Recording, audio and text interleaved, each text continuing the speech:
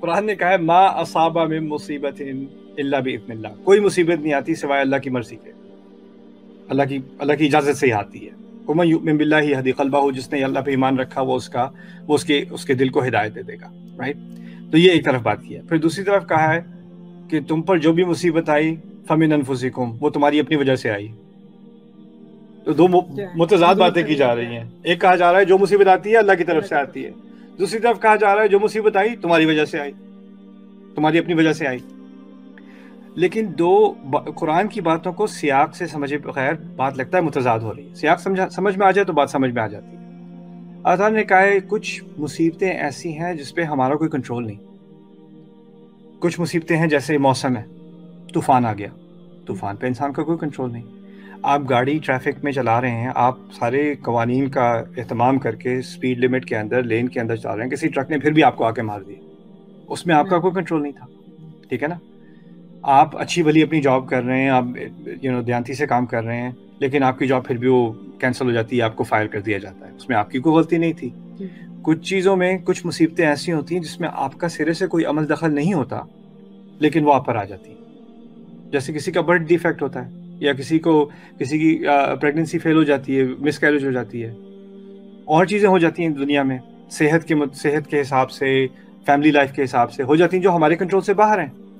ان مصیبتوں کے بارے میں اللہ تعالیٰ نے کہا ہے کہ تم پہ جو بھی مصیبت آئی وہ اللہ تعالیٰ کی طرف سے آئی، اور یہ تمہیں ہی ٹارگٹ کرنی تھی۔ یا اصابہ کا لفظ عربی میں استعمال ہوتا ہے جب تیر ٹارگٹ کو ٹھیک طریقے صحیح موقع پہ لگے، صحیح نشانے پہ لگے، یعنی یہ جو مصیبت آنی تھی یہ کسی اور کو کبھی نہیں آنی تھی، یہ صرف تمہیں ہی آنی تھی، اور اس کو تمہارے لیے خاص ہٹ کرنے کے لیے اللہ تعالیٰ نے بنایا گیا تھا، اور اس سے تمہارے ایمان کا امتحان تھا۔ وہ ایک درس ہے۔ دوسری جگہ جو بات ہو رہی ہے وہ یہ ہے کہ جب مسلمانوں نے خود کوئی غلطی کی اور اپنی غلطی کی وجہ سے ان پر مصیبتیں آئیں، جیسے فرض کریں میں اسپیڈ کر رہا ہوں ہائی وے پہ، اور بھی ہائی وے کی مثال ہو رہی تھی، میں اسپیڈ کر رہا ہوں، پھر اب ایکسیڈنٹ ہو گیا، تو پھر میں کہہ رہا ہوں یا اللہ تعالیٰ پتہ نہیں کیا امتحان لے رہا ہے میرا پتہ نہیں کس چیز کی سزا مل رہی ہے مجھے۔ یا کوئی روز مٹھائیاں اور ڈونٹس اور چاکلیٹ اور سوڈا اور پیے جا رہا ہے، پھر اس کا جو ہے وہ کولیسٹرول بڑھ گیا، بلڈ شوگر بڑھ گیا، پھر 10 سال بعد جا کے ڈائبٹیز ہو گیا، ہارٹ کنڈیشن ہو گئی۔ پتہ نہیں اللہ کس چیز کا امتحان لے رہا ہے میرا، پتہ نہیں کس چیز کی سزا مل رہی ہے مجھے۔ بھائی تمہیں یہ ڈونٹ کھانے کی سزا مل رہی ہے۔ پھر ان موقعوں پر اللہ تعالیٰ نے کیا بات کہی ہے؟ جو مصیبت تم پر آئی اس میں تمہارا اپنا ہاتھ ہے، تم دیکھو تو صحیح تم نے کیا ہے۔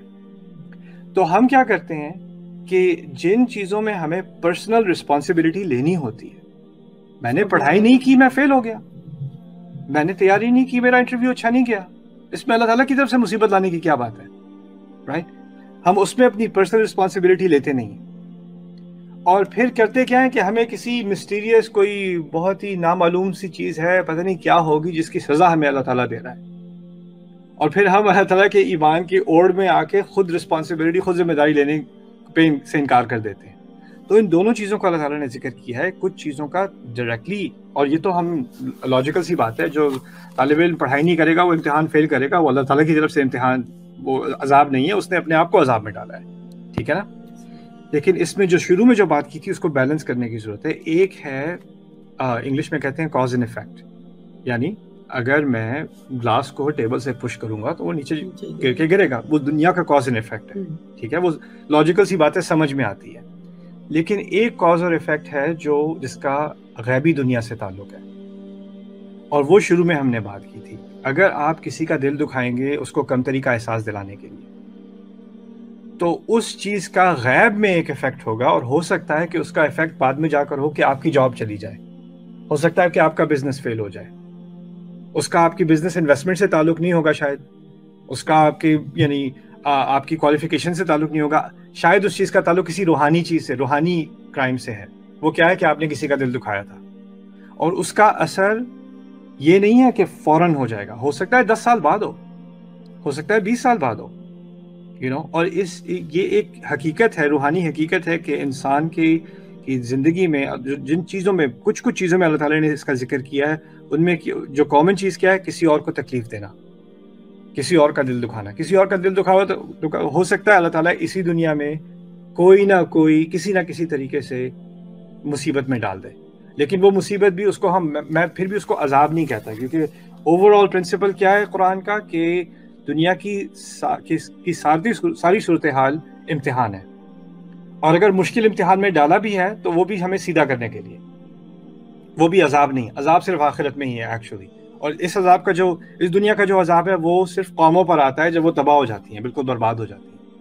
تو یہ جو لعنت کی بات کی گئی ہے وہ ہے ایک ایکسیپشن, کہ اگر آپ نے کسی کی عزت کے اوپر کسی کی عزت سے کھیلا ہے آپ نے, اور آپ نے اس کے بارے میں بات کی ہے, تو پھر اللہ تعالیٰ کی طرف سے جو لعنت آ رہی ہے وہ اس دنیا میں بھی ہوتی ہے, وہ اس کی ایکسیپشن ہے. لعنوا فی الدنیا والآخرہ.